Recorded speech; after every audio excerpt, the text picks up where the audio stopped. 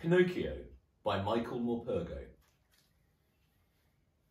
I used to think, on account of my somewhat strange start in life, I suppose, that I was unlike everyone else. In one way I am. After all, I am now 130 years old, and I think you'll find that is quite unusual, even in these days of advanced medicine. I've had a while to think on the important things in life, and one of the most important is the business of growing up. What fun it is, how difficult it is. It makes you what you are. It certainly made me what I am. Now, there's no point in pretending here. I was, and still am deep down, a puppet. Everyone knows Pinocchio is a puppet. Signor Carlo Collodi first told my story, which made me instantly recognisable. And then Mr. Walt Disney made a fantastic film about me, with songs for goodness sake. So I reckon I must be just about the most famous puppet the world has ever known. But the truth is, I'm not just a puppet. I'm more than just bits of wood and string. I'm me. So actually, I'm quite like you. I mean, you're not just skin and hair and flesh and bones, are you? You're you. So in that sense, if you think about it, we're pretty much the same, aren't we? And we're the same for another reason too. To begin with, I may have been just a block of wood about to become a puppet, but you were not much better, just a little wriggly thing about to become a person. Then we get born, one way or another. It wasn't just the block of wood or the wriggly thing that made us what we are, for better or for worse. It's what we then made of our lives, what happened to us afterwards. So I thought it was about time that I, Pinocchio, told you my story in my own words. Not so you can learn from it so much, but so you can see that no matter what we are made of, we all have an exciting and difficult time growing up. Anyway, that's the boring bit over with. The rest is not at all boring, I can assure you. It will be a roller coaster of danger and disaster, mistakes and misery, hope and happiness. So here it is, the true story, the whole story with nothing left out, of all the pickles I got myself into and out of.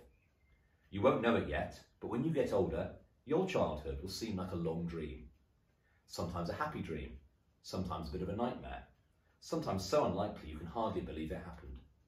But it did. You were there. You know. My dream of childhood was just like that, but I know it happened. I was there. So, here's how I began. I was a tiny cherry pip in a blackbird's beak. The blackbird dropped me in an orchard below a town called Naples, and I fell to earth. After a while, I grew into a fine cherry tree, blossoming wonderfully every year, until one winter's day, a raging storm blew me over. And the next thing I know, I'm nothing but a piece of wood, a branch in a pile of other branches, waiting to be burned. And that would have been that. There would have been no Pinocchio. But, as luck would have it, along came an old woodcarver. He was whistling away as he searched through the pile, and talking to himself, he picked me up, turned me this way and that, peered at me, smelled me even. This will do very well, he said. Cherry wood, the best for carving, just what I've been looking for. He looked about him nervously. No one's around. No one will notice, will they? He tapped me with his knuckle, knocked me against a tree. Yes, you'll carve perfectly. That was when I spoke my first words. I heard a lot of speaking in my life, so words came easily. I just never needed them before. Excuse me, I said, but I do wish you wouldn't keep knocking me about like that. It hurts. And carving me up, I'm sure, will hurt a great deal more. I don't like the sound of that one bit. He heard me. I know that because in his surprise he dropped me on his foot. When he'd stopped hopping about, he began to search around, wondering where on earth the voice had come from. Anyway, you can't just steal me, I went on. All right, he said, clapping his hands to his ears. I will pay. Here, look, I'm leaving a coin for you on the woodpile. And with that, he tucked me under his arm and legged it. All the way I kept shouting and shouting, begging him to take me back. By the time we reached his house, I'd been shouting so loud and for so long, I'd lost my voice completely. All around the walls of his house hung the tools of his trade. Chisels, planes, hammers, drills. I was terrified. To me, they were nothing but instruments of torture. But when I tried to protest, nothing would come out. Not a squeak, not a whisper.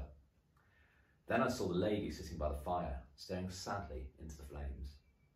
"Carissa mia mia," said the woodcarver. "See what I have for you, my darling." She turned and looked. "Not a little log," she sighed. "How many times have you tried before? I want a real boy for a son, not a puppet. But this is the finest cherry wood, Carissa mia mia, and when I touch it, it has life. I feel it, I smell it, I can almost hear it. You'll see, my darling, with this piece of wood, I will make you at last the son you have always longed for." Geppetto's wife shook her head, and I could see there were tears in her eyes. "You are the kindest of men, Geppetto, and I love you because you never stop trying, you never stop hoping. But it is hopeless, I tell you, hopeless. We'll never have a son of our own." And again she turned her face to the fire and wept. Geppetto the woodcarver took down his tools from the wall, rolled up his sleeves, and wiped his nose with the back of his hand. Then, looking down on me, he said, "I will make a boy of you, block of wood. I will make a son for my darling wife and me. So lie still and be good, it won't hurt." I was terrified. I tried to yell. I tried to screech, but no sound came out, so of course he heard nothing. But I need not have worried. Geppetto was right. It didn't hurt at all. It felt as though he were tickling me. My hair, my eyes, my forehead, as he worked on them, chiselling them into shape, they simply tickled. I wanted to giggle, to laugh out loud, but I couldn't. And when he made my eyes, I couldn't move them either, not at first. All I could do was stare at him. "It's rude to stare, you know," he said. "I knew a little boy once who stared, and he picked his nose too. He was called Pinocchio. There we are. That should be your name, Pinocchio. Now, for your nose, which you should never pick, because that is ruder even than staring, and Carissa mia mia would not like it." Geppetto had trouble with my nose. It seemed to be too long for my face. But he didn't want to risk cutting it off altogether, so in the end he left it long, something I often blamed him for later on. Children often blame their fathers and mothers later on. It's quite natural. The real trouble came when he made my mouth. Now I could giggle and laugh, but not out loud yet, because I still had no voice. You remember, but inside, and I was killing myself laughing, if you know what I mean, it tickled so much. The face was the most complicated part. That's what took the time. After that, the neck, the shoulders, the stomach, the legs, the arms, the hands, all came fairly easily. I could see how excited Geppetto was, how delighted he was with his handiwork. At last, as I lay there on the table, arms and legs outstretched, staring up at him, he stood back, hands on hips, smiling down at me. "You'll do, Pinocchio," he whispered. "You'll do." Then he picked me up gently in his arms and carried me over to where his wife still sat gazing into the fire, brushing her tears away.